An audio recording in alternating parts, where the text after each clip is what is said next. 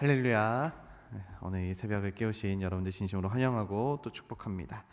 우리가 요한복음 11장 꽤 긴 말씀이죠. 또 그만큼 또 잘 알고 유명한 말씀 우리가 함께 보았습니다. 이 죽은 나사로를 다시 살리신 이 사건의 말씀, 예수님의 기적 사역들 중에 가장 초현실적이라고 불릴 수 있을 만한 사건 중 하나일 것입니다. 이 사건으로 인해서 유대 지역이 사실 그 전에 이 맹인의 눈을 뜨게 하고 또 그런 모습들을 통해서도 떠들썩했었지만, 오늘 이 죽은 나사로가 살아나는 사건은 이 유대 지역을 다시 한번 또 뒤집어 엎는 아주 큰 사건이죠. 오늘 말씀 후반에도 나오고 있듯이 유대 종교 지도자들, 대제사장들과 바리새인들이 이제는 본격적으로 예수를 죽이려고 움직이게 되는 큰 사건이 오늘 말씀에 이제 등장하고 있습니다. 사실 이제 우리가 이 나사로가 다시 살아난 사건에 대해서는 아마도 다들 알고 계시고 익숙한 내용들이실 거예요.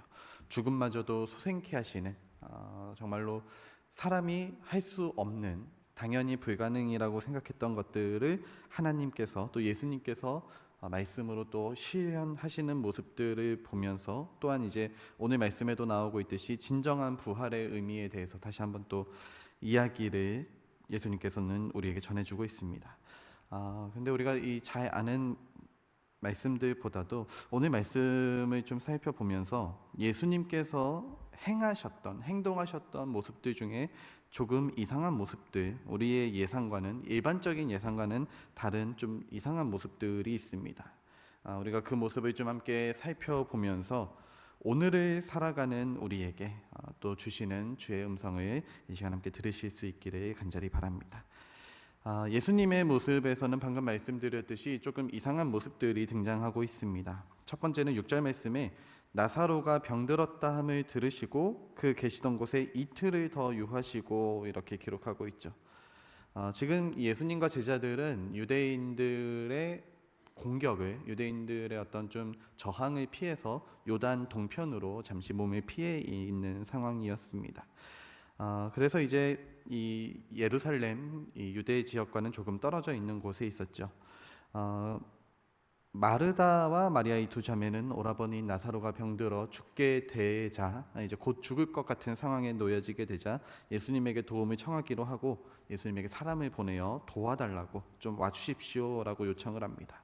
그런데 우리가 6절에서 볼 수 있듯이 예수님의 반응은 조금 이상하죠. 얘기를 들으시고, 그 소식을 들으시고 그곳에 이틀을 더 유하는 모습을 보여주고 있습니다.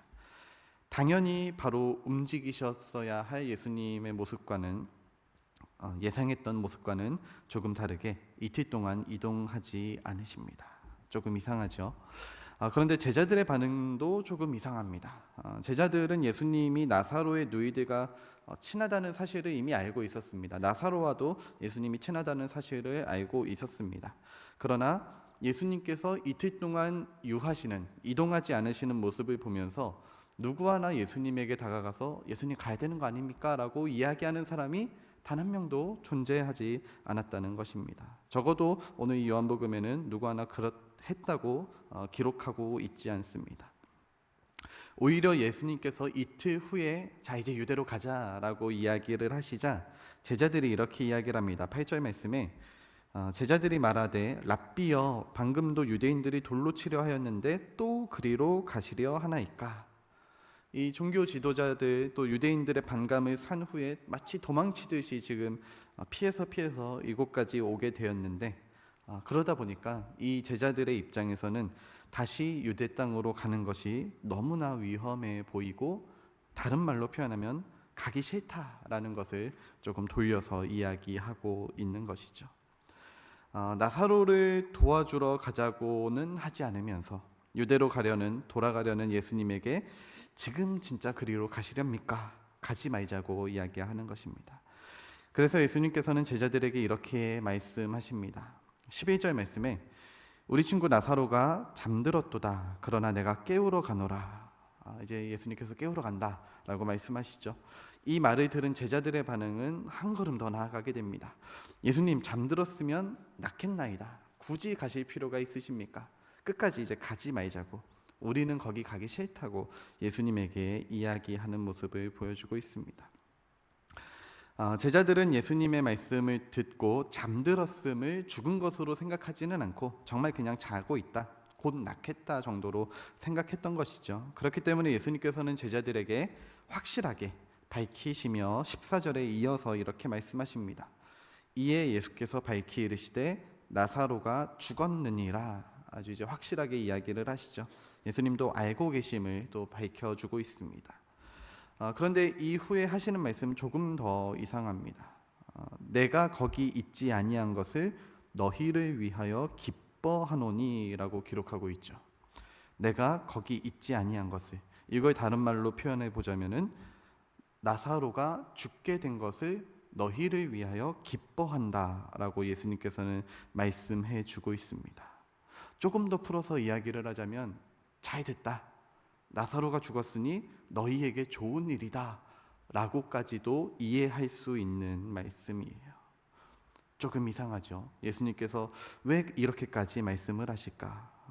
이어서 말씀하시기를 이는 너희로 믿게 하려 함이라. 그러나 그에게로 가자라고 말씀하십니다. 예수님에게 이제 제자들은 살짝 의견을 제시했죠. 예수님, 저희는 거기 가고 싶지 않습니다. 너무 위험합니다. 이렇게 좀 의사를 표현했지만 예수님과는 이제 좀 대화가 잘 통하지 않자 제자였던 디두모, 도마라는 제자가 다른 제자들에게 이렇게 이야기를 합니다. 자, 우리 제자들 여러분들, 우리 목숨 내놓은 사람들이잖아요. 우리 목숨 걸고 예수님 따라왔잖아요. 그냥 갑시다, 죽으러 갑시다 라고 이제 제자들을 좀 북돋으면서, 사실상 이제 약간 좀 그냥 뭐 별거, 인생 뭐 별거 있냐, 가서 죽읍시다 하면서 이제 예수님을 따라서 나사로에게 향하는 제자들의 모습을 보여줍니다.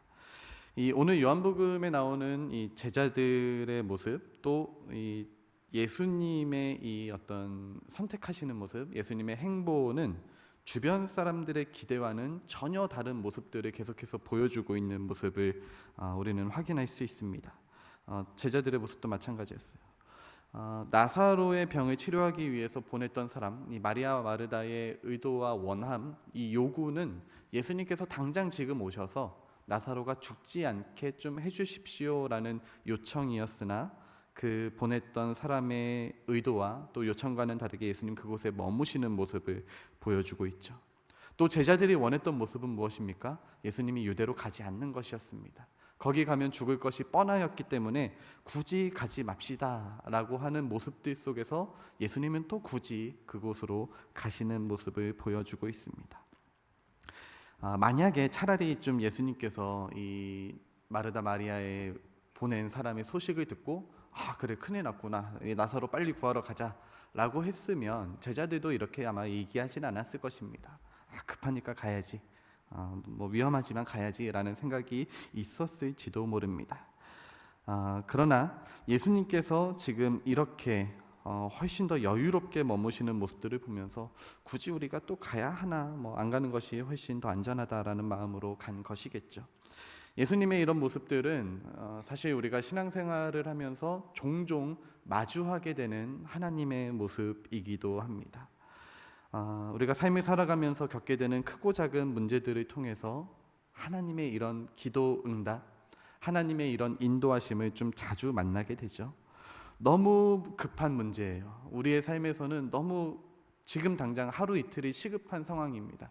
그런데 하나님께서는 계속해서 유보하시면서 조금만 기다리라고, 조금만 더 기다리라고, 마치 우리의 상황에서는 절벽 끝까지 몰아넣는 것처럼 상황들이 몰아가고 있지만 하나님께서 이상하게 이 응답을 미루실 때가 있죠.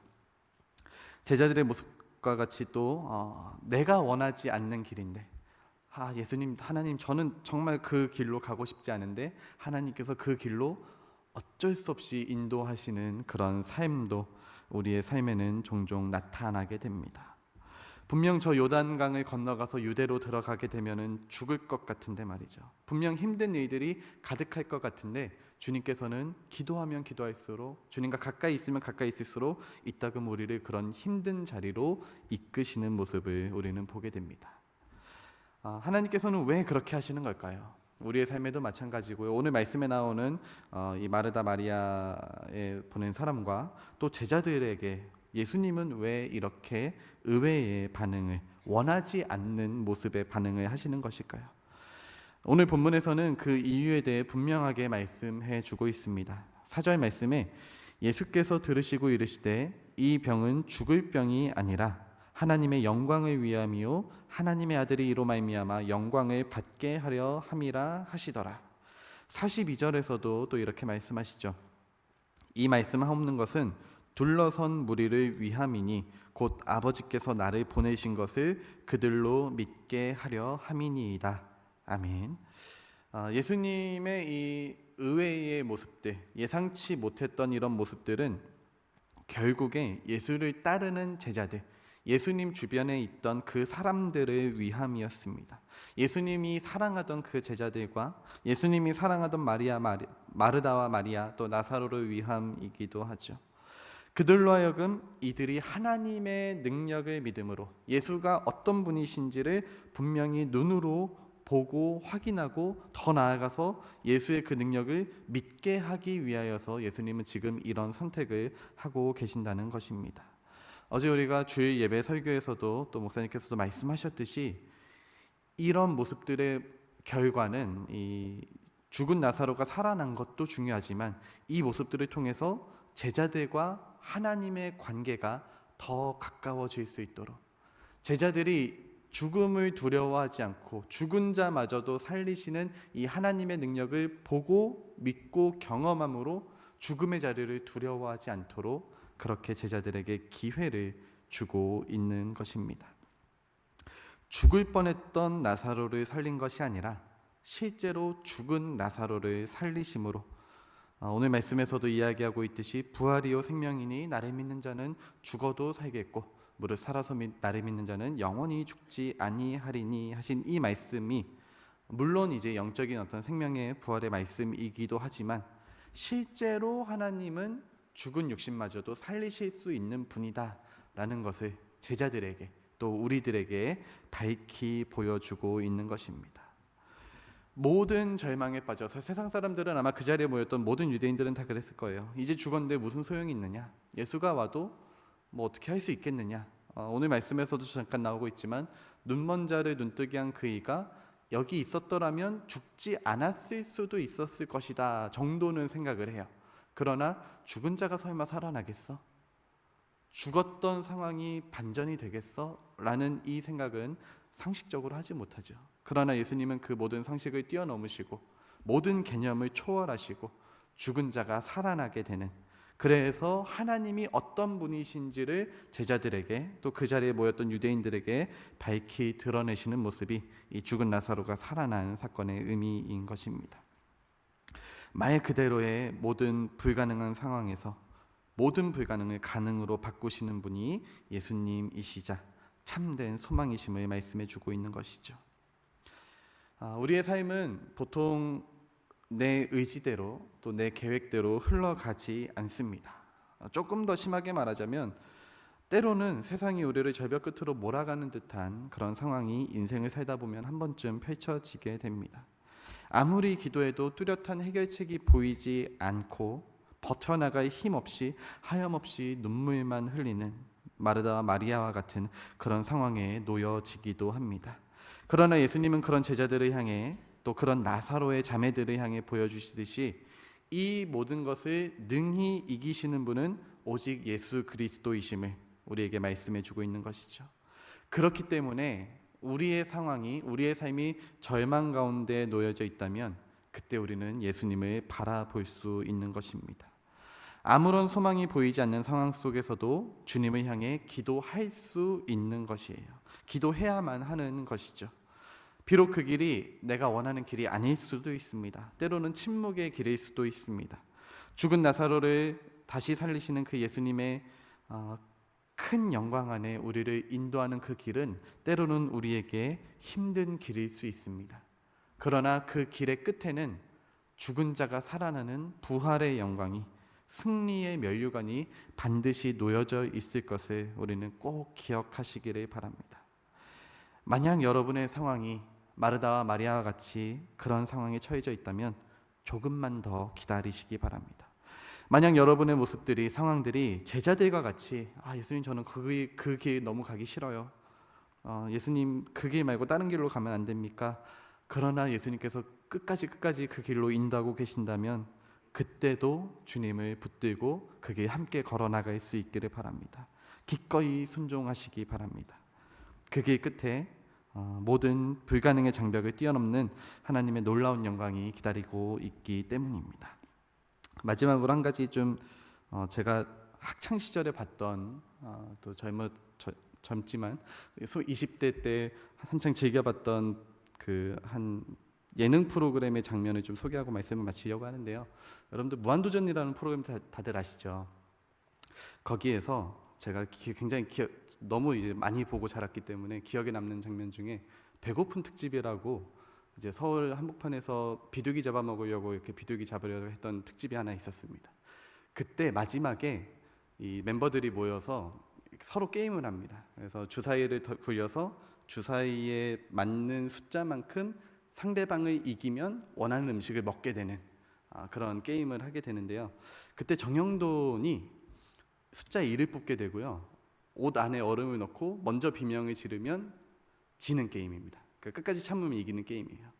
숫자 1을 뽑고 2명의 멤버를 이겼습니다. 마지막에 이제 노홍철 한 사람만 남겨두고 게임을 진행을 하는데 열심히 해요. 정형돈이 갑자기 비명을 안 지르고 끝까지 열심히 합니다. 노홍철은 또 고통을 잘 참으니까 끝까지 또 이제 경쟁이 굉장히 치열하게 갑니다. 마지막에 이제 정형돈이 먼저 비명을 지르게 되고 사람들은 다 이제 졌다고 생각을 해요. 근데 정형돈이 맛있게 음식을 먹으러 들어갑니다. 그때 유재석이 이렇게 질문을 해요. 왜 이렇게까지 하는 거야? 왜 이렇게까지 이 고통을 참는 거야? 정형돈이 그때 이렇게 이야기를 합니다. 맛있게 먹으려고. 더 맛있게 먹으려고. 느낌은 조금 많이 다르겠지만 우리가 신앙생활하면서 정답을 알고 그 끝에 무엇이 있는지 알고 살아가는 사람은 뭐 조금 의미는 다르겠지만 어찌 보면 고통마저도 즐길 수 있는 사람이지 않을까. 우리가 살아가는 모든 삶의 끝에는, 우리가 살아가는 모든 문제의 어려움의 그 끝에는 천국의 아름다운 밥상이 놓여져 있다는 것을 우리가 믿음의 눈으로 바라보고 있다면, 또 그런 경험들이 우리의 삶 가운데 쌓여져 있다면 지금 힘들고 어렵고 고통 가운데 있는 상황이지만 그것마저도 기쁨으로 감사하게 즐기고 이겨나갈 수 있는 힘이 예수 그리스도의 부활의 능력에 있다는 것입니다. 우리가 이 믿음을 가지고 모든 문제들 기꺼이 담대히 또 조금 힘들고 조금 답답하고 조금 내 생각과는 다를 수 있으나 그러나 그럼에도 예수님의 손을 붙들고 그 길을 향해 담대히 나아갈 수 있는 그 믿음의 발걸음을 걸어 나갈 수 있는 오늘 이 새벽이 될 수 있기를 간절히 원합니다. 매일 새벽을 깨우며 기도하는 우리의 삶은 옛말에 그런 말이 있죠. 가장 어두운 때는 동트기 전이다. 새벽 기도는 그 의미인 것 같습니다. 동이 트면서 모든 어두움이 물러가고 우리의 삶에도 조금 빛이 드러날 수 있는 이 매일 드려지는 이 새벽 기도이지만 여전히 우리의 삶은 참 어두운 가운데 있을지도 모르지만 그러나 반드시 동이 트게 되게 하실, 반드시 가장 좋은 것으로 우리에게 부활의 소망을 약속해 주신 그 예수님의 놀라운 회복과 사랑과 축복의 밥상이 우리의 삶 가운데 놓여져 있다는 사실 다시 한번 마음에 품으시고 오늘도 담대하게 믿음의 한 걸음 한 걸음 내디디며 나아가는 주의 백성들 되실 수 있길 주님의 이름으로 축복합니다. 함께 기도하겠습니다.